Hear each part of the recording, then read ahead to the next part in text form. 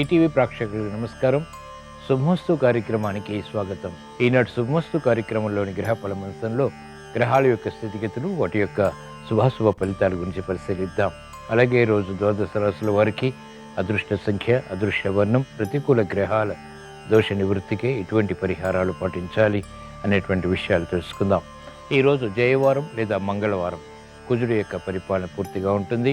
దృష్టి దోష నివారణకి ఎటువంటి ప్రక్రియలు పాటించాలి అనేటువంటి విషయాన్ని శ్రీరస్తోత్సవంలో తెలుసుకుందాం. ముందుగా నేటి పంచాంగ వివరాలు. శ్రీ శోభకృతు నామ సంవత్సరం, ఉత్తరాయణం, శిశిర ఋతువు, మాఘమాసం, శుక్లపక్షం. ఈరోజు తిథి శుద్ధ చవితి, రాత్రి 8:07 వరకు ఉంది. నక్షత్రం ఉత్తరాభాద్ర, సాయంత్రం 6:07 వరకు. అనంతరం నక్షత్రం రేవతి. రాహుకాలం మధ్యాహ్నం 3 గంటల నుంచి 4:30 వరకు. ఈరోజు ప్రత్యేకత కుంభ సంక్రమణం రాత్రి 7:15 అంటే రవి యొక్క సంచారం మకర క్షేత్రం నుంచి కుంభక్షేత్రంలోకి ప్రవేశం జరుగుతుంది. అలాగే మరో విశేషం, మార్కండేయ మహర్షి జయంతి. ఇప్పుడు గ్రహాల యొక్క స్థితిగతులు పరిశీలిద్దాం. బృహస్పతి సంచారం మేషక్షేత్రంలో, మిత్రక్షేత్రం సవ్యస్థితి. కేతు సంచారం కన్యాక్షేత్రంలో, రవి కుజ బుధ శుక్రుల సంచారం మకర క్షేత్రంలో, కుజుడికి ఉచ్చస్థితి. రవి రాత్రి 7:17 తర్వాత మకర క్షేత్రం నుంచి కుంభక్షేత్రంలోకి సంచారం ప్రారంభమవుతుంది. శని సంచారం కుంభక్షేత్రంలో సుక్షేత్ర స్థితి, రాహు సంచారం మీనక్షేత్రంలో. ఇది ఈ రోజున్నటువంటి గ్రహస్థితి. దీని ఆధారంగా ద్వాదశ రాశుల వారికి గోచారపరంగా ఏర్పడేటువంటి శుభాశుభ ఫలితాలు సూచనప్రాయంగా తెలుసుకుందాం. ముందుగా మేషరాశి.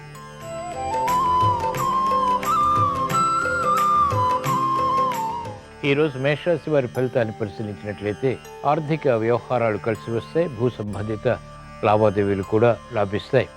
విదేశీ ప్రయాణాలు ఉపకరిస్తాయి. చేపట్టినటువంటి కార్యకలాపాలపై పట్టు కొనసాగించగలుగుతారు.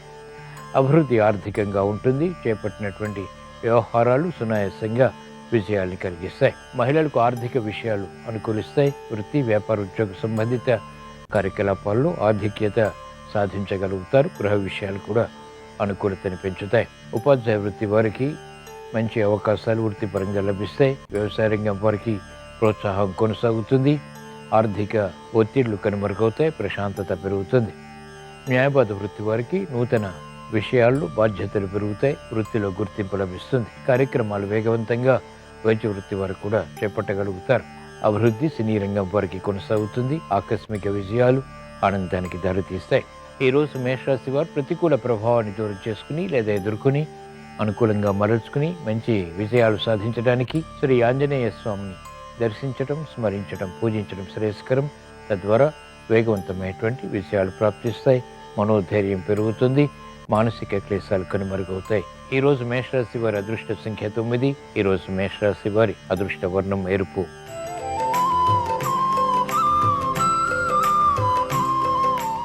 ఈరోజు వృషభ రాశి వారి ఫలితాన్ని పరిశీలించినట్లయితే ఆర్థిక వ్యవహారాల్లో అనుకూలత కొనసాగుతుంది. వ్యయం, ఆదాయం సమాంతరంగా ఉంటాయి. చేపట్టినటువంటి కార్యకలాపాలపై పట్టు కొనసాగించగలుగుతారు. అభివృద్ధి వృత్తి, వ్యాపార, ఉద్యోగ సంబంధిత కార్యకలాపాల్లో కూడా ప్రారంభమవుతుంది.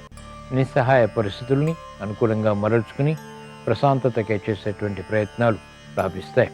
ఉద్యోగ ప్రయత్నాలు ఫలిస్తాయి. మెరుగైనటువంటి కార్యక్రమ నిర్వహణ కొనసాగించగలుగుతారు. మహిళలకు ఆర్థిక రక్షణ, ఆరోగ్య రక్షణ కొనసాగుతాయి. విద్యార్థులకి శుభశకునాలు గోచరిస్తాయి. పెట్టుబడుల విషయంలో ఏర్పడినటువంటి ఆందోళన వ్యాపార రంగం వారికి తగ్గుతుంది. అనిశ్చిత పరిస్థితులు, నిస్సహాయ పరిస్థితులు నియంత్రించగలుగుతారు. అభివృద్ధి వ్యవసాయ రంగం వారికి కొనసాగుతుంది. ఆర్థికపరమైనటువంటి విషయాలు ఆనందకరంగా న్యాయవాద వృత్తి వారు మరల్చుకోగలుగుతారు. వైద్య వృత్తి వారికి అత్యంత అనుకూలం. సినీ రంగం వారికి మంచి అవకాశాలు ఆకస్మికం. ఈరోజు వృషభ రాశి వారు ప్రతికూల ప్రభావాన్ని దూరం చేసుకుని లేదా అనుకూలంగా మరల్చుకుని మంచి విజయాలు సాధించడానికి, వ్యయాన్ని నియంత్రించడానికి, శుభ ఫలితాలు వేగవంతంగా ఆహ్వానించడానికి శ్రీ సుబ్రహ్మణ్య స్వామిని దర్శించడం, స్మరించడం, పూజించడం శ్రేయస్కరం. తద్వారా వేగవంతమైనటువంటి విజయాలు పొందగలుగుతారు. ధైర్యంతో కూడినటువంటి కార్యక్రమాలు లాభిస్తాయి. సాహస నిర్ణయాలు కూడా కలిసి వస్తాయి. ఈరోజు వృషభ రాశి వారి అదృష్ట సంఖ్య 3. ఈరోజు వృషభ రాశి వారి అదృష్ట వర్ణం పసుపు.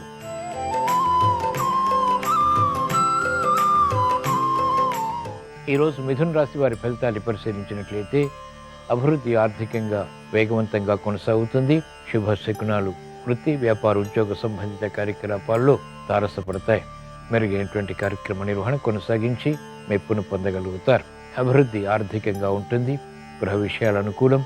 ఆరోగ్య విషయంలో ఏర్పడినటువంటి సమస్యలు పరిష్కరింపబడతాయి. వ్యాపార రంగం వారికి అత్యంత అనుకూల కాలం. చేపట్టినటువంటి కార్యకలాపాలు శుభ ఫలితాలను కలిగిస్తాయి. వృత్తిలో గౌరవ మర్యాదలు పొందగలుగుతారు. చేపట్టినటువంటి కార్యకలాపాల్లో ప్రోత్సాహం కొనసాగుతుంది. మహిళలకు అత్యంత అనుకూల పరిస్థితులు గృహపరంగా కొనసాగుతాయి. ఆధిక్యత ఉంటుంది. కార్యక్రమాలు గంభీరత్వంతో కొనసాగించి విజయాలు సాధించగలుగుతారు. వ్యాపార రంగం వారికి ఆధిక్యత పెరుగుతుంది. విద్యార్థులకి విదేశీ విద్యా ప్రయత్నాలు వంటివి ఉపకరిస్తాయి. నూతన కార్యక్రమాలు వ్యవసాయ రంగం వారు ప్రారంభించగలుగుతారు. మెరుగైనటువంటి అవకాశాలు వైద్య వృత్తి వారు సద్వినియోగపరచుకోగలుగుతారు. అభివృద్ధి న్యాయవాద వృత్తి వారికి ఆర్థికంగా కొనసాగుతుంది. సినీ రంగం వారికి మంచి అవకాశాలు వేగవంతంగా దగ్గరవుతాయి. ఆర్థిక బలాన్ని కలిగిస్తాయి. ఈరోజు మిథున రాశి వారు ప్రతికూల ప్రభావాన్ని దూరం చేసుకుని లేదా ఎదుర్కొని అనుకూలంగా మరల్చుకుని మంచి విజయాలు సాధించడానికి మహాకాళి అమ్మవారిని దర్శించడం, స్మరించడం, పూజించడం శ్రేయస్కరం. తద్వారా ఆశించినటువంటి ప్రయోజనాలు ఆర్థికంగా వేగవంతంగా దగ్గరవుతాయి. ఆరోగ్య రక్షణ కొనసాగుతుంది. ఆకస్మిక ప్రతికూలత ఆర్థికంగా పరిష్కరింపబడుతుంది. ఈరోజు మిథున రాశి వారి అదృష్ట సంఖ్య 1. ఈరోజు మిథున రాశి వారి అదృష్ట వర్ణం పసుపు.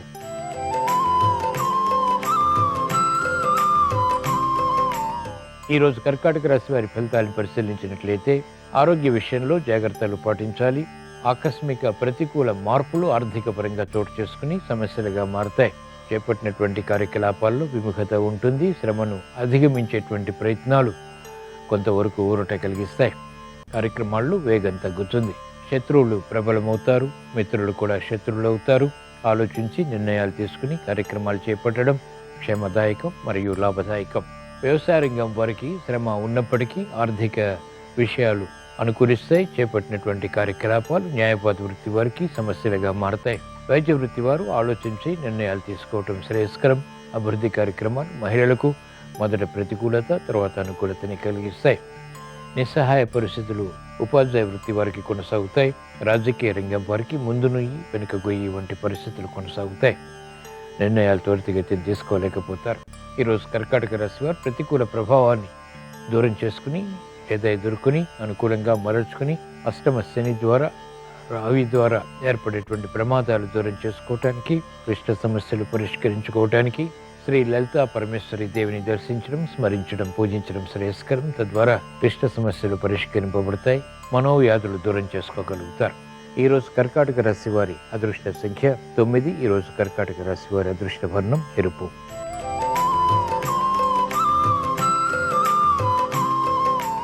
ఈరోజు సింహరాశి వారి ఫలితాన్ని పరిశీలించినట్లయితే సంబంధ బాంధవ్యాల విషయంలో జాగ్రత్తలు పాటించాలి. మిత్రులు ఆకస్మికంగా శత్రువులు అయ్యేటువంటి సంఘటన లేకపోలేదు. గృహ విషయాలు అనుకూలం. ఆర్థిక విషయాల్లో అనుకునేటువంటి సంఘటనల ద్వారా ఏర్పడినటువంటి ప్రతికూలత సమస్యలుగా మారినప్పటికీ యుక్తితో పరిష్కరించుకోగలుగుతారు. అభివృద్ధి వ్యవసాయ రంగం వారికి కొనసాగుతుంది. మానసిక వేదనలు మహిళలకు తగ్గుతాయి. ఆకస్మిక చిక్కులు సమస్యలు ఏర్పడినప్పటికీ పరిష్కరింపబడతాయి. నూతన కార్యక్రమాలు పారిశ్రామిక రంగం వారు ప్రారంభించగలుగుతారు. అనిశ్చిత పరిస్థితుల నుంచి అనుకూలత వైద్య వృత్తి వారు సాధించగలుగుతారు. ప్రతిబంధకాలు న్యాయవాద వృత్తి వారికి తొలగిపోతాయి. సినీ రంగం వారికి ఆకస్మిక అవకాశాలు లభిస్తాయి. ఆదాయం పెరుగుతుంది. సంయమనంతో కూడినటువంటి కార్యక్రమ నిర్వహణ ఉపాధ్యాయ వృత్తి వారికి లాభిస్తుంది. ఈరోజు సింహరాశి వారు ప్రతికూల ప్రభావాన్ని దూరం చేసుకుని లేదా ఎదుర్కొని అనుకూలంగా మరల్చుకుని మంచి విజయాలు సాధించడానికి మహాకాళి అమ్మవారిని దర్శించడం, స్మరించడం, పూజించడం శ్రేయస్కరం. తద్వారా విపత్కర పరిస్థితులు ఆకస్మికంగా కనుమరుగవుతాయి. ప్రశాంతత పెరుగుతుంది. ప్రతికూల ప్రభావాన్ని అనుకూలంగా వేగవంతంగా పరిష్కరించుకోగలుగుతారు. ఆశించినటువంటి ప్రయోజనాలు దగ్గరవుతాయి. ఈరోజు సింహరాశి వారి అదృష్ట సంఖ్య 3. ఈరోజు సింహరాశి వారి అదృష్ట వర్ణం పసుపు.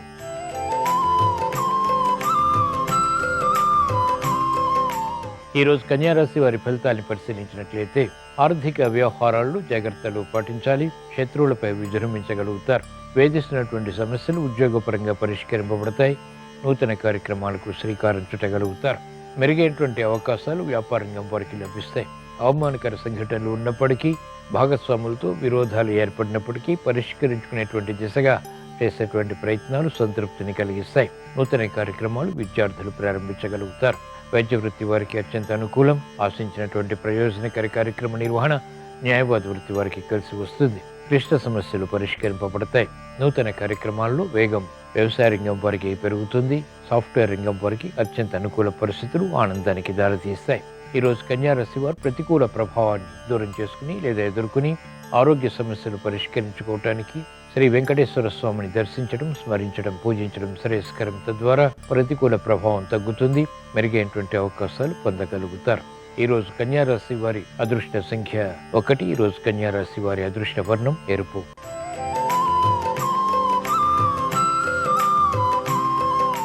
ఈరోజు తులారాశి వారి ఫలితాన్ని పరిశీలించినట్లయితే మెరుగైనటువంటి అవకాశాలు వృత్తి, వ్యాపార, ఉద్యోగ సంబంధిత కార్యకలాపాల్లో సునాయాసంగా పొందగలుగుతారు. సంభాషణలు రుచిస్తాయి. మిత్రుల ద్వారా లబ్ధి చేకూరుతుంది. దీర్ఘకాలిక ప్రణాళికలు అమలు చేయగలుగుతారు. అభివృద్ధి ఆర్థికంగా సొంతమవుతుంది. ఆశించినటువంటి కార్యక్రమ నిర్వహణలో నైపుణ్యం ప్రదర్శించగలుగుతారు. ఆరోగ్యం పదిలం. ఆర్థిక విషయాలు అనుకూలం. మెరుగైనటువంటి కార్యకలాపాలు మహిళలు పూర్తి చేయగలుగుతారు. సంతృప్తికర వాతావరణం గృహరీత్యా, వృత్తి, వ్యాపార, ఉద్యోగ సంబంధిత కార్యకలాపాల్లో కూడా ప్రశాంతతని పెంచుతుంది. పిల్లల విషయంలో మహిళలు జాగ్రత్తలు పాటించాలి. ఆశించినటువంటి కార్యక్రమ నిర్వహణ ఉపాధ్యాయ వృత్తి వారు పూర్తి చేయగలుగుతారు. న్యాయవాద వృత్తి వారికి సంశయాలు, సందేహాలు నివృత్తి కాబడి విజయాలు వృత్తిపరంగా సాధించగలుగుతారు. వైద్య వృత్తి వారికి అత్యంత అనుకూలం. చేపట్టినటువంటి కార్యకలాపాలు సినీ రంగం వారికి లాభిస్తాయి. ఆర్థిక అనుకూలత అన్ని రంగాల వారికి సంతృప్తిని కలిగిస్తుంది. ఆత్మవిశ్వాసాన్ని పెంపొందింపచేస్తుంది. ఈరోజు తులారాశి వారు ప్రతికూల ప్రభావాన్ని దూరం చేసుకుని లేదా ఎదుర్కొని అనుకూలంగా మరల్చుకుని మంచి విజయాలు సాధించడానికి శ్రీ సుబ్రహ్మణ్య స్వామిని దర్శించడం, స్మరించడం, పూజించడం శ్రేయస్కరం. తద్వారా ఆశించినటువంటి ప్రయోజనాలు వేగవంతంగా సాధించగలుగుతారు. పట్టుదల పెరుగుతుంది. కార్యసిద్ధి చేకూరుతుంది. ఈరోజు తులారాశి వారి అదృష్ట సంఖ్య 2. ఈరోజు తులారాశి వారి అదృష్ట వర్ణం తెలుపు.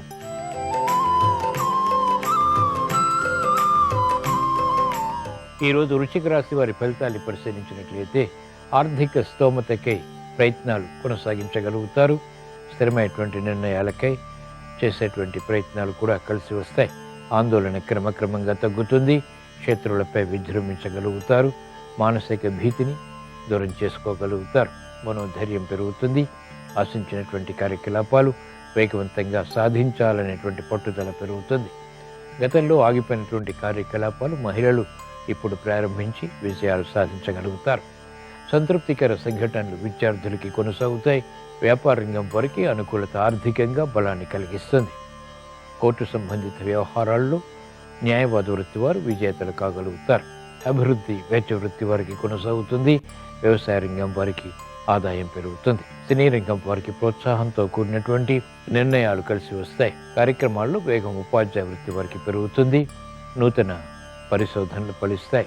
ఈరోజు వృశ్చిక రాశి వారు ప్రతికూల ప్రభావాన్ని దూరం చేసుకుని లేదా ఎదుర్కొని అనుకూలంగా మరల్చుకుని మంచి విజయాలు సాధించడానికి శ్రీ ఆంజనేయ స్వామిని దర్శించడం, స్మరించడం, పూజించడం శ్రేయస్కరం. తద్వారా మనోధైర్యం పెరుగుతుంది. శత్రువులపై విజృంభించగలుగుతారు. చేపట్టినటువంటి కార్యకలాపాలు కలిసి వస్తాయి. ఈరోజు వృశ్చిక రాశి వారి అదృష్ట సంఖ్య 9. ఈరోజు వృశ్చిక రాశి వారి అదృష్ట వర్ణం ఎరుపు.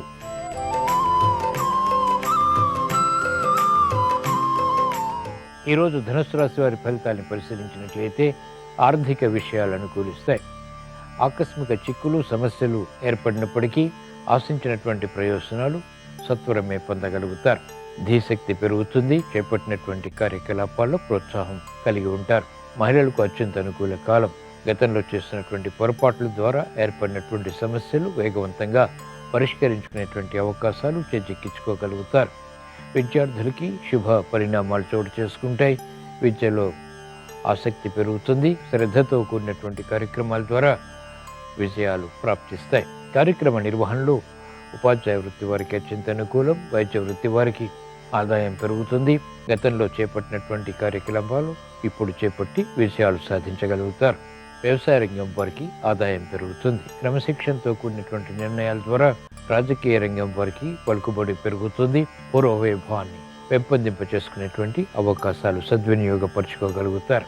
ఈరోజు ధనుస్సు రాశి వారు ప్రతికూల ప్రభావాన్ని దూరం చేసుకుని లేదా ఎదుర్కొని అనుకూలంగా మరల్చుకుని మంచి విషయాలు సాధించడానికి, ప్రశాంతతను పెంపొందింపచేసుకోవటానికి శ్రీ లక్ష్మీ నరసింహస్వామిని దర్శించడం, స్మరించడం, పూజించడం శ్రేయస్కరం. తద్వారా ఉత్తమ విజయాలు సాధించగలుగుతారు.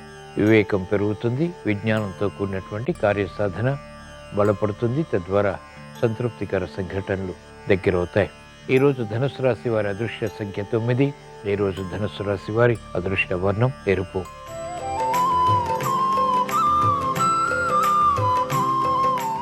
ఈరోజు మకర రాశి వారి ఫలితాన్ని పరిశీలించినట్లయితే వ్యయం పెరుగుతుంది, ఆదాయం తగ్గుతుంది. చేపట్టినటువంటి కార్యకలాపాలపై ప్రోత్సాహం గట్టి ప్రయత్నాల ద్వారా మాత్రమే సుసాధ్యపడుతుంది. శ్రమను అధిగమించలేకపోతారు. చేపట్టినటువంటి కార్యకలాపాలు విముఖతకు దారితీస్తాయి. గతంలో చేసినటువంటి పొరపాట్లు ఇప్పుడు వెలుగులోకి వస్తాయి. అయినప్పటికీ పట్టుదలతో వాటిని పరిష్కరించుకోగలుగుతారు. మానసిక ధైర్యం మహిళలకు కొనసాగుతుంది. గతంలో కన్నా మెరుగైనటువంటి వాతావరణం వృత్తి, వ్యాపార, ఉద్యోగ సంబంధిత కార్యకలాపాల్లో బలాన్ని పెంచుతుంది. ఆశాజనకమైనటువంటి వాతావరణం వ్యాపార రంగం వారు కలిగి ఉంటారు. పెట్టుబడుల విషయంలో ఆందోళన ఉన్నప్పటికీ సరైనటువంటి నిర్ణయాలు సరైన సమయంలో తీసుకునేటువంటి పరిస్థితులు ఊరట కలిగిస్తాయి. మెరుగైనటువంటి కార్యక్రమ నిర్వహణ రాజకీయ రంగం వారు ప్రారంభించగలుగుతారు. ఆందోళన ఉంటుంది. కార్యక్రమాల్లో వేగం ఉపాధ్యాయ వృత్తి వారికి తగ్గుతుంది. శారీరక సమస్యలు వెలుగులోకి వస్తాయి. కార్యక్రమ నిర్వహణలో ఏర్పడినటువంటి ప్రతికూల ప్రభావాన్ని న్యాయవాద వృత్తి వారు ఎదుర్కోలేకపోతారు.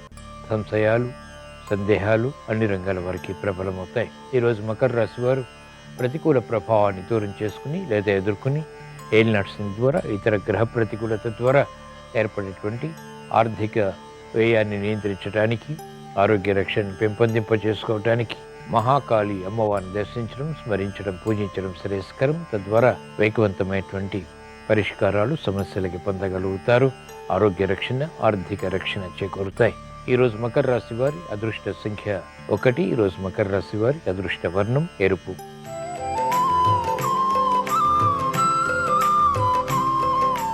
ఈరోజు కుంభరాశి వారి ఫలితాన్ని పరిశీలించినట్లయితే ఆరోగ్య విషయంలో జాగ్రత్తలు పాటించాలి. ఆకస్మిక వ్యయం వేధిస్తుంది.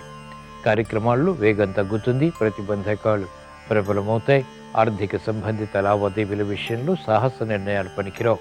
ప్రతి కార్యంలోనూ ఆలోచించి నిర్ణయాలు తీసుకోవటం శ్రేయస్కరం, క్షేమదాయకం. మెరుగైనటువంటి అవకాశాలు ఉద్యోగస్తులు సద్వినియోగపరచుకోలేకపోతారు. ఆవేశపూరిత నిర్ణయాల ద్వారా మహిళలకు సమస్యలు ఎదురవుతాయి. విద్యార్థులకి గట్టి కృషి తప్పనిసరి. మందత్వం పెరుగుతుంది. అనుకోనటువంటి సంఘటన ద్వారా ఏర్పడినటువంటి సమస్యలు వ్యాపార రంగం వారిని వేధిస్తాయి. కాలయాపన న్యాయవాద వృత్తి వారికి ప్రతికూలతని పెంచుతుంది, సమస్యలుగా మారుతుంది. ప్రతిబంధకాలు వైద్య వృత్తి వారికి కొనసాగుతాయి. వ్యవసాయ రంగం వారు ఆర్థిక విషయాల్లో జాగ్రత్తలు పాటించాలి. ఈరోజు కుంభరాశి వారు ప్రతికూల ప్రభావాన్ని దూరం చేసుకుని లేదా ఎదుర్కొని అనుకూలంగా మరల్చుకుని వేధిస్తున్నటువంటి సమస్యల నుంచి పరిష్కారాలు పొందటానికి శ్రీ ఆంజనేయ స్వామిని దర్శించడం, స్మరించడం, పూజించడం శ్రేయస్కరం. తద్వారా వేగవంతమైనటువంటి పరిష్కారాలు పొందగలుగుతారు. స్థిరత్వం పెరుగుతుంది. మందత్వం తొలగుతుంది. కార్యసిద్ధి చేకూరుతుంది. ఈరోజు కుంభరాశి వారి అదృష్ట సంఖ్య 6. ఈరోజు కుంభరాశి వారి అదృష్ట వర్ణం తెలుపు.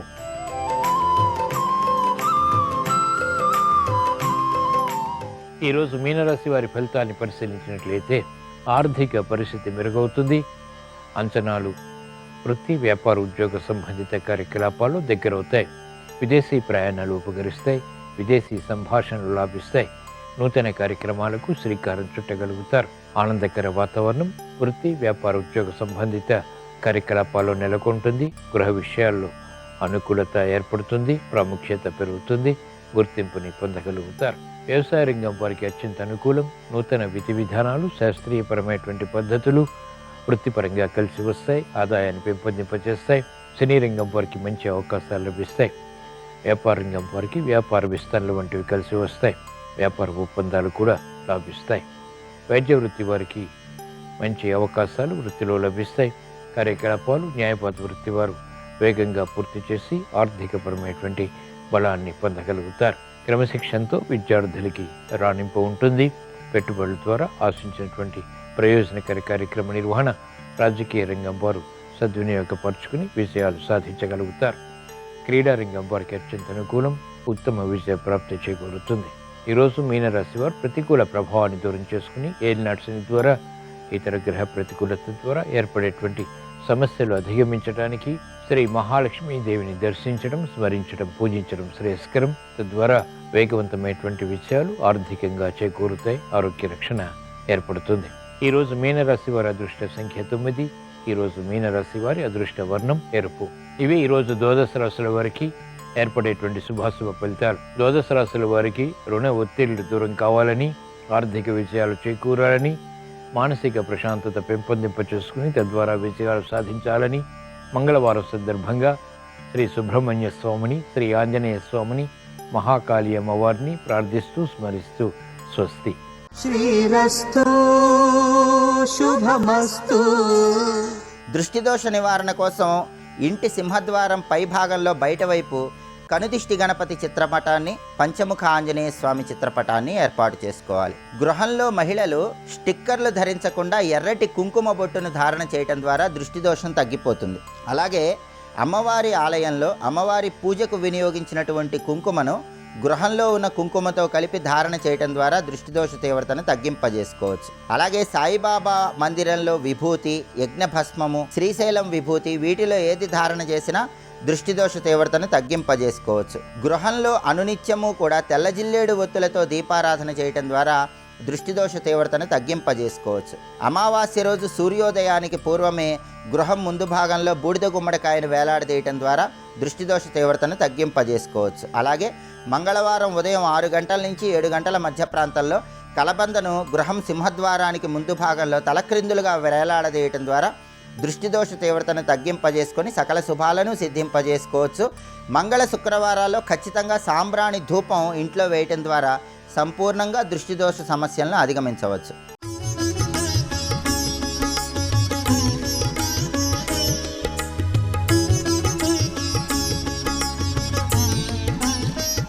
శుభమస్తు కార్యక్రమంలో అదృష్ట జాతకం అంశానికి స్వాగతం.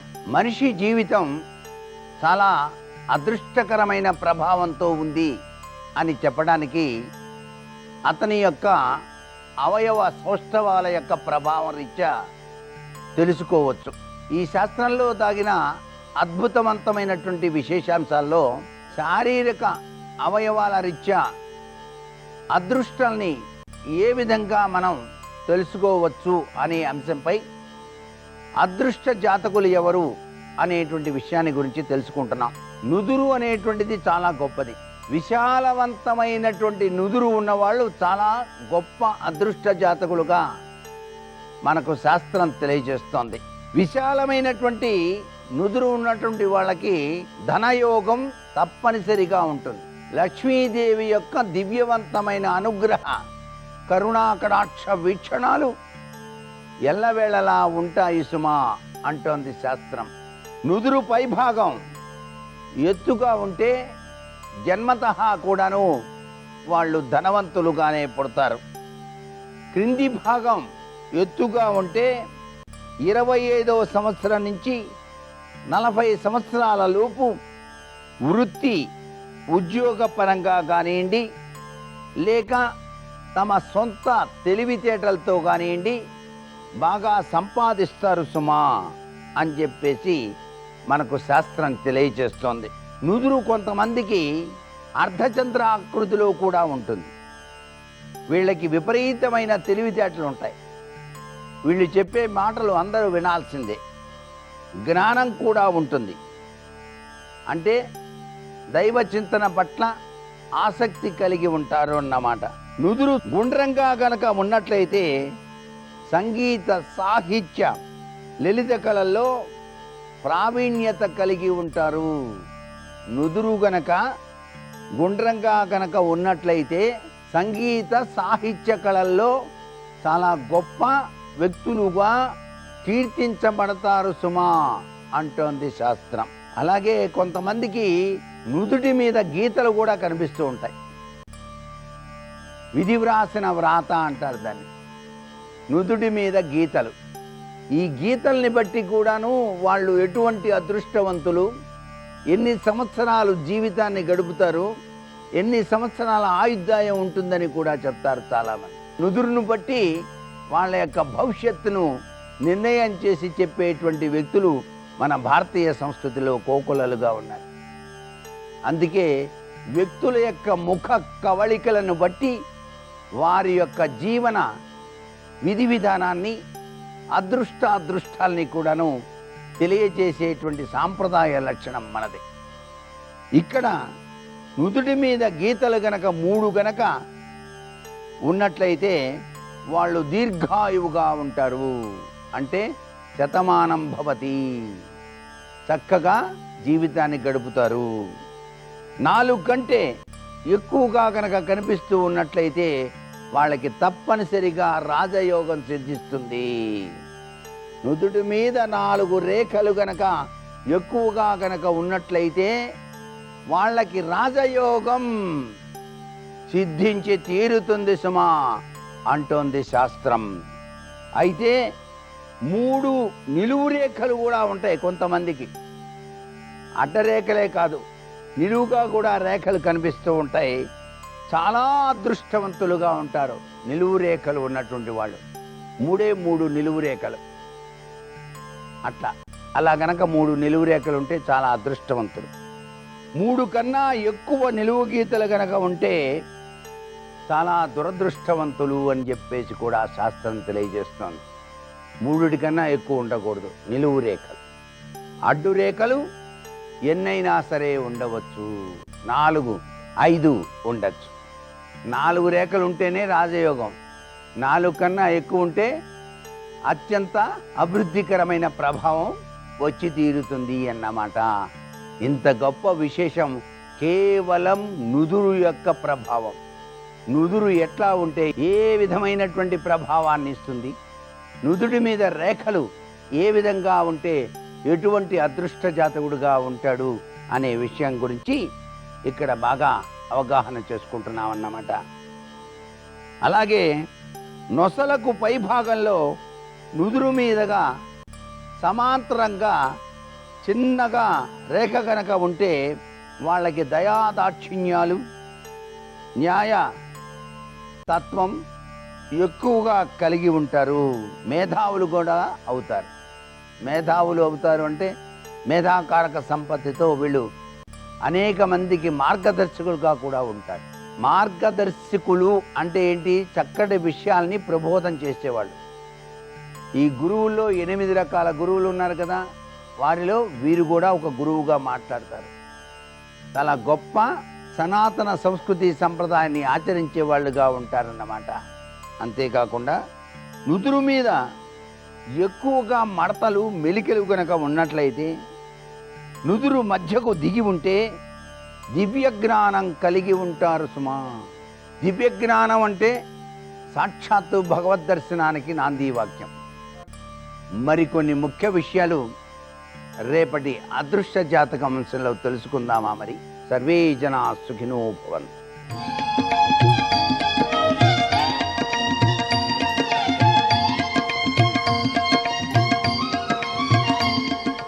శుభోదయం. శుభమస్తు కార్యక్రమంలో శుభప్రదం అనే అంశానికి స్వాగతం. మంగళ శుక్రవారాలలో ఆర్థిక లావాదేవీలు నిర్వహించకూడదా? పలువురిలో ఈ సందేహం ఉంటుంది. నిత్య వ్యవహారాలు సాగించేటటువంటి తరుణంలో డబ్బు ఇచ్చిపుచ్చుకోవడం, మాట ఇచ్చిపుచ్చుకోవడం, అన్న మాట పైన నిలబడి ఉండడం, రిజిస్ట్రేషన్లు, దస్తావేజులు, డబ్బు వ్యవహారాలు, అప్పులు, ఆదాయాలు, ఇవన్నీ కూడా మనం ఆర్థిక పరమైనటువంటి వ్యవహారాలలో ఆలోచన చేసినప్పుడు లోకంలో ఒక ఆలోచన ఉంది, ఒక ఆచారం ఉంది. మంగళవారం అండి మేము ఎవరికి డబ్బు ఇవ్వము అంటూ ఉంటారు. ఎందుకని? మంగళవారాధిపతి కుజగ్రహం కనుక. కుజగ్రహం ఆధిపత్యం ఉన్న ఎడల ఆగ్రహం, కోపం, ప్రతీకారం, ధిక్కార ధోరణి, నేను అనేటటువంటి స్వరూపాన్ని ప్రదర్శించడం, ఆధిపత్య ధోరణులకు ఆలవాలం అయి ఉండడం, ఇలాంటి కారణాలన్నీ కూడా కుజగ్రహకారకాలుగా సూచించినటువంటి నేపథ్యంలో మంగళవారం నాడు పలువురు ఆర్థిక వ్యవహారాలను నిర్వహించరు. అలాగే శుక్రవారం నాడు కూడా లక్ష్మీవారం అన్న పేరిట సంపద తరిగిపోతుందేమో అనే అనుమానంతో మహాలక్ష్మిని ఉపాసన చేసినటువంటి రోజున అమ్మవారికి సంబంధించిన ఆర్థిక వ్యవహారాలు నిర్వహించిన ఎడల చంచలాయై నమః, చపలాయై నమః అనే నామాలకు అనుకూలంగా మన వద్ద ఉన్న మహాలక్ష్మి మనకు దూరం అవుతుందేమో అనే సందేహాన్ని కూడా వ్యక్తపరుస్తూ పలువురు ఆర్థిక వ్యవహారాలలో శుక్రవారం నాడు కూడా అనవసరమైన జాగ్రత్తలకు పోయి వ్యవహారాలను దూరం చేస్తూ ఉంటారు. రెండూ కూడా తప్పే అంటుంది పరిహార విజ్ఞాన శాస్త్రం. ఆర్థిక వ్యవహారాలలో మనం ఇవ్వడం లేదు, మరి ఒకరికి కూడా నష్టం కలుగుతుంది కదా, అందడం లేదు కదా. ఆర్థిక వ్యవహారాలు నిత్యమైనవి. ధనం అంటేనే ద్రవయతి, కరిగిపోయేది, జారిపోయేది, ఒకరి నుంచి మరి ఒకరికి అందేది అని అర్థం. మనం ఇచ్చినప్పుడు మరి ఒకరు పుచ్చుకునేవారు అవుతారు. ఒకరు మనకు అందించినప్పుడు మనం పుచ్చుకునే వారం అవుతాం, అంటే మనకు లాభం అవుతుంది. లెక్కలు రాసే సమయంలో, జమాబందీ వ్యవహారాలలో, నగదు ఖాతా నిల్వలలో, గణక శాస్త్రంలో కామర్స్ అనే అంశాన్ని మనం గమనించినట్లయితే అప్పులు ఆదాయాలు అనే ఆ క్రమంలో మన వద్ద ఉన్న ఆ ధనం ఎదుటివారి వద్ద ఉన్నది అన్నప్పుడు అది కూడా మనకు ఆస్తిగానే పరిగణించాలి అంటుంది ఆ శాస్త్రం. ఎదుటివారి వద్ద ఉన్న మన డబ్బు కూడా మనకు అది ఆదాయమే, మన ఆస్తిగానే మనం పరిగణన చెయ్యాలి.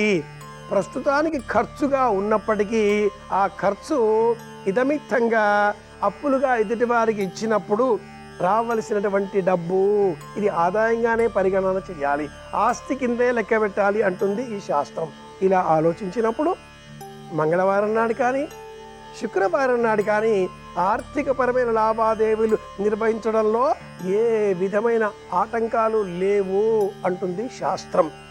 అనవసరమైన అపోహలకు ఆలోచనలకు తావిస్తూ కుజగ్రహం శుక్రగ్రహం ఈ రెండు గ్రహాలను ఆధారంగా చూపి పలువురు మంగళ శుక్రవారాలలో ఆర్థికపరమైన లావాదేవీలను వాయిదా వేస్తూ ఉంటారు. అలా వాయిదా వేసిన కారణం చేత కూడా కొంత మనకు నష్టం కలిగే ప్రమాదము లేకపోలేదు. అలాంటి నష్టాలేవి లేకుండా మన మనసులో ఉండేటటువంటి ఆలోచనలకు అనుకూలంగా మంగళవారం శుక్రవారం ఆర్థికపరమైన లావాదేవీలు చేసేటటువంటి సందర్భంలో పాటించే సులభమైన పరిష్కార మార్గాలు ఏమైనా ఉన్నాయా అంటే ఉన్నాయి అనే తెలియజేస్తుంది పరిష్కార విజ్ఞాన శాస్త్రం. ఇలా ఈ రోజులలో ఆర్థికపరమైన వ్యవహారాలు చేసేటటువంటి సందర్భాలలో రాగి పళ్ళెంలో ఆ డబ్బును అలా అట్టిపెట్టి రాగి పళ్ళాన్ని మాధ్యమంగా చేసుకొని డబ్బు ఇవ్వాలి, డబ్బు తీసుకోవాలి. ఒకరి చేత నుంచి మన చేతికి అలా చెయ్యి పుచ్చుకొని డబ్బు తీసుకొనకుండా ఓ రాగి పళ్ళెంలో ఆ డబ్బు అందులో ఉంచండి అని చెప్పాలి. అలాగే కరెన్సీతో పాటుగా నాణాలను కూడా ఒక్క నాణ్యం అయినా ఆ కరెన్సీ వ్యవహారాలలో జతపరచి మంగళవారం శుక్రవారం ఆర్థికపరమైనటువంటి లావాదేవీలు నిర్వహించినట్లయితే ఆ లావాదేవీలు ఉభయులకు లాభదాయకంగా మారతాయి అని కూడా పరిహార విజ్ఞాన శాస్త్రం తెలియజేస్తుంది.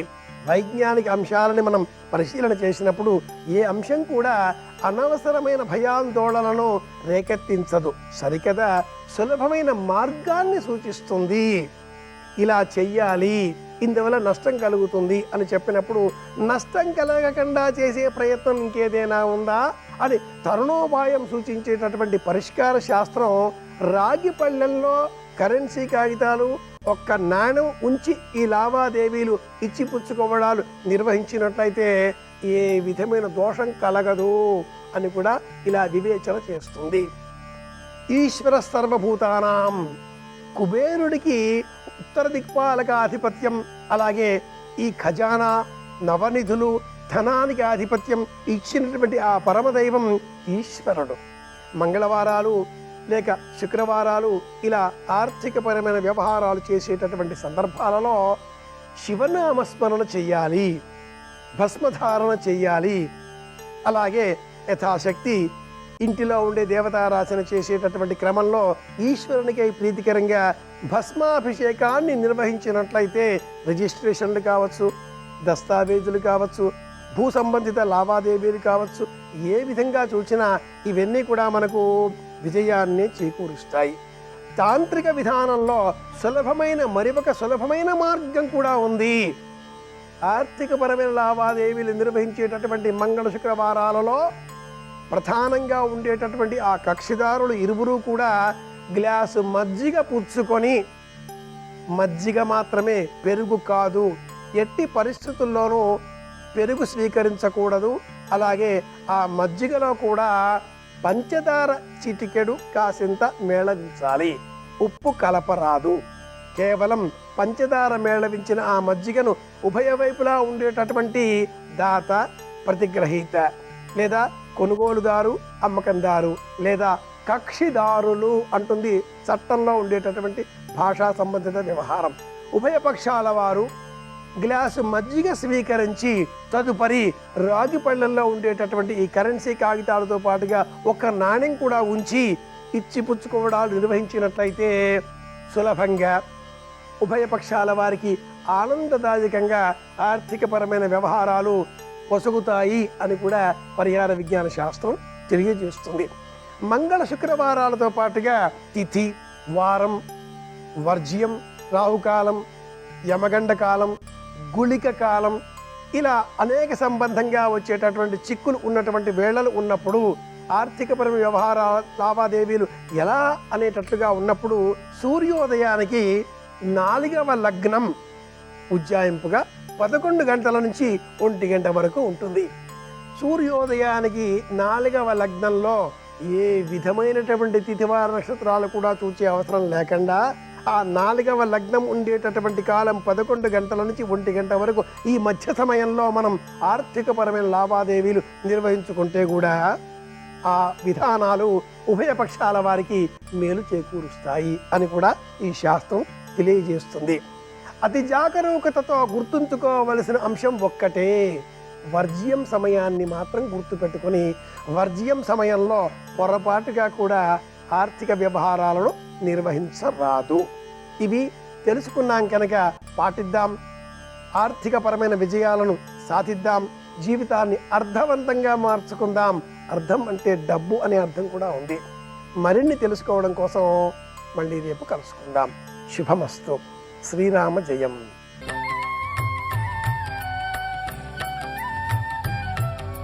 దినకరా శుభకరా దేవా దీనాధార తిమిర సంహార దినకరా శుభకరా. మహాభారతంలో ధర్మరాజు గారి ధర్మనిష్ట తరిగిపోకుండా నిలబెట్టడానికి అనుగ్రహించిన వాడెవరు అంటే సూర్యనారాయణుడు. ధౌమ్యుడి చేత చెప్పబడ్డాడు. అన్నం విషయంలో ఎలుగెత్తి పిలిస్తే చాలు పలుకుతాడు. ఎందుకో తెలుసా? కన్న తండ్రి తత్వం. తండ్రి అనుగ్రహించు అని అడిగితే చాలు అనుగ్రహిస్తాడు. అందుకే సూర్యుడి విషయంలో ఒక లక్షణం ఉంది. ఆయన దగ్గరకి వెళ్ళి నమస్కారం చేసే రిక్తహస్తాలతో వెళ్ళక్కర్లేదు. ఎవడు వెళ్ళి వస్తాడో వాడు హర్షంతో వస్తాడు, సంతోషంతో తిరిగి వస్తాడు. అరసవిల్లి అంటాం శ్రీకాకుళంలో ఉన్నటువంటి సూర్యనారాయణ క్షేత్రాన్ని. కాదు, దాని పేరు అది కాదు, హర్షవల్లి. హర్షమునకు పాదు, ఆనందమునకు స్థానము. ఎందుకంటే అక్కడికి వెళ్ళి సూర్యనారాయణమూర్తిని అడిగిన వాడు రిక్తహస్తాలతో తిరిగిరాడు, అనుగ్రహించేస్తాడు. లోకమునకు తండ్రి స్థానంలో ప్రకాశిస్తూ ఉంటాడు. కాబట్టి ఆయనని అడిగితే ఏదో ఒక పూట అన్నం పెట్టడం కాదు, 12 సంవత్సరముల పాటు కొన్ని వేల మంది బ్రాహ్మణులకు అన్నం పెట్టడానికి కావలసినటువంటి అదృష్టాన్ని ఇచ్చేశాడంతే. ఎంత ఇస్తాడో ఆయన యందు అంత గొప్ప విశేషం ఇంకొకటి ఉంది. మీరు ఏమి అసలు అన్నం లాంటిది కోరడం కాకుండా అన్నం ఒకటేనా అండి అని అనుకోకండి. కేవలం ఇంటి ఇల్లాలు ఆయనని స్మరించి ఆయనకి నమస్కారం చేసి ఆయన నామములను పఠించిన, సూర్య దండకం చదివిన, ఏమీ చెప్పక్కర్లేదు. సూర్యాయ నమః, సూర్యాయ నమః, సూర్యాయ నమః అనుకున్న, రోజు నిద్ర లేవగానే సూర్య భగవానుడికి ఒక్క నమస్కారం చేసిన అటువంటి ఇల్లాలికి ఎంత గొప్ప అదృష్టాన్ని ఇస్తాడో తెలుసా? ఎన్ని కష్టాలలో ఉన్నవాడైనా సరే భర్త ఆ కష్టాలనన్నిటినీ కూడా అధిగమించి తట్టుకుని నిలబడి తేజోవిరాజితుడు కాగలిగినటువంటి శక్తి ఆమె యొక్క ఉపాసన చేత భర్తకు అందుతుంది. మిగిలిన ఉపాసనలంత తేలికకో.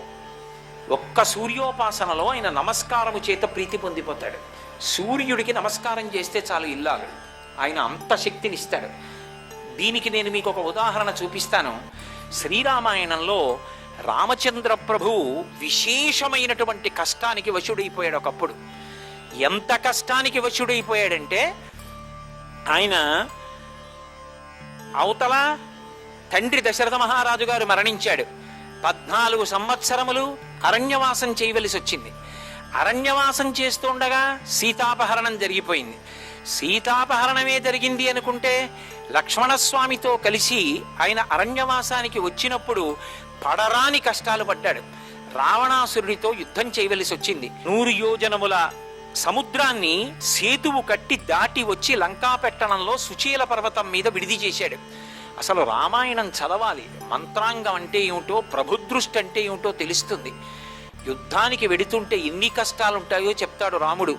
తర్వాత ఎక్కడ నీళ్లు తాగుతారో ఆ సరస్సులన్నీ విషం కలిపేస్తారు, ముందుగా వెళ్ళి చూడండి అంటాడు. అన్ని కష్టాలు పడి దాటి 100 యోజనముల సముద్రాన్ని దాటి సువేల పర్వత శిఖరం మీద విడిది చేశాడు. రావణాసురుడు తన యొక్క సభామంటపంలో తన మంత్రులందరితో కొలువు తీరాడు. రాముడు వచ్చేశాడు, 100 యోజనముల సముద్రాన్ని దాటిపోయాడు. ఒకప్పుడు ఖరదూషణాది 14,000 మంది రాక్షసుల్ని కేవలం కొన్ని నిమిషాల్లో, గంట మీద కొద్ది నిమిషాల్లో, 1 గంట 12 నిమిషాల్లోలా ఉంది, పడగొట్టేశాడు. 14,000 మందిని శూర్పణకు అక్కడే తెల్లబోయింది. ఎప్పుడు అసలు ఆ వెనకనున్నటువంటి అక్షయ బాణ తూణీరంలోంచి బాణం తీస్తాడో తెలియదు, ఎప్పుడు వింటినారికి సంధిస్తాడో తెలియదు, ఎప్పుడు ఆకర్ణాంతము లాగుతాడో తెలియదు, ఎప్పుడు విడిచిపెడతాడో తెలియదు. రాముడు బాణం తీయడం, సంధించడం, విడవడం కనపడదు. ఏది కనపడుతుంది అంటే ఎదురుగుండా ఉన్నటువంటి వాళ్ళ యొక్క గుండెల మీద బాణం నాటుకుని పడిపోవడం ఒకటే కనపడుతుంది. అందుకే గోపరాజు గారు బండన భీముడర్త జనబంధవుడు జ్వల బాణతోనకో దండకళా ప్రచండ భుజతాండవ కీర్తికి రామమూర్తికిన్ రెండవ సాటి దైవమికలేడనుచున్ గడకట్టి భేరి కాడాండ డడాండ డాండ నెడదంబుల జండము నిండ మత్త వేదండము నెక్కి చాటెదను దాశరథి కరుణాపయోనిధి అంటాడు. అంతటి తాండవం చేస్తాయి ఆయన భుజాలు. అంతటి మహానుభావుడు సుచేల పర్వతం మీద ఉన్నాడు, ఇంకా యుద్ధానికి సిద్ధపడుతూ. కాబట్టి మనకి ప్రమాదం పొంచి వచ్చేసింది అని రావణుడికి మంత్రులు నివేదన చేస్తున్నారు. అన్నీ విన్నాడు. ఆయన అహంకారం ఆయనది, ఇతరుల యొక్క గొప్పతనాన్ని ఒప్పుకోలేడు.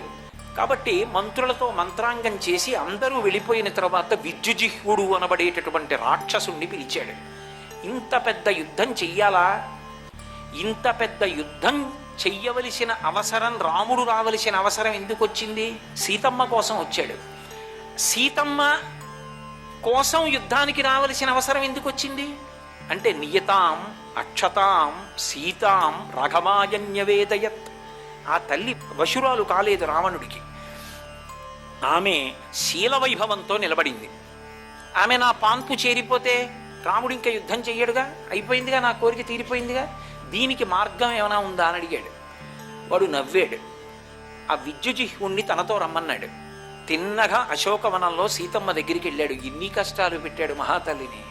వెళ్ళి, ఓ సీత, ఏ రాముడు అరివీర భయంకరుడని అనుకుంటున్నావో, ఏ రాముడు వచ్చి తన కోదండము నుంచి విడిచిపెట్టినటువంటి బాణ పరంపరల చేత ఈ లంకనంతటినీ కాల్చేస్తాడని నువ్వు డాబులు పలుకుతున్నావో, మండిత విస్ఫులింగ విషమ జ్వలితానల కీలలు వద్య గర్భాండము నిండ రామ వసుధాదుపుడేశడు వజ్రసాధనా ఖండిత పంక్తి కంట కణకంఠ పురాంతక శైలచాలనోద్దండ బల ప్రచండ పురదండ విఖండన చండకాండముల్లని కదా నీ నమ్మకం. రాముడి కోదండం నుంచి వినిర్ముక్తమైనటువంటి బాణములు లంకని కాల్చేస్తాయని కదా. నిన్న రాత్రి నరుడైన రాముడు బడలిపోయి సుచేల పర్వతం మీద పడుకున్నాడు. పక్కన లక్ష్మణుడు పడుకున్నాడు. వానర సైన్యం అంతా డస్సిపోయి పడుకుంది. నా సర్వసైన్యాధిపతి అయినటువంటి ప్రహస్తుడు సుచేల పర్వతాన్ని చేరుకుని నిద్రలో ఉన్నటువంటి రాముడి కుత్తుక కోసేశాడు. పక్కన ఉన్న లక్ష్మణుడు తెలివొచ్చి లేచాడు. ప్రహస్తుడి చేతిలో ఖడ్గాన్ని, జుత్తుతో కూడినటువంటి ఆ తలని ఎత్తి రాముడిది పట్టుకుంటే చూసి లక్ష్మణుడు పారిపోయాడు. ఆంజనేయుణ్ణి, అంగదుణ్ణి, వీళ్ళందరినీ కూడా హనుమని కూడా సంహరించేశారు. సుగ్రీవుడు సంహరింపబడ్డాడు. అంగదుని భుజములు విరిగిపోయి అంగదములు జారి పడిపోయాడు. ఇదిగో రాముడి యొక్క శిరస్సు చూడమని జుత్తు పట్టుకుని తీసుకొచ్చినటువంటి ఖండితమైన శిరస్సు ఆవిడ ముందు పడేశాడు. అది విద్యుజ్జిహ్వుడు తన మాయా ప్రభావంతో సృష్టించిన రామశిరస్సు.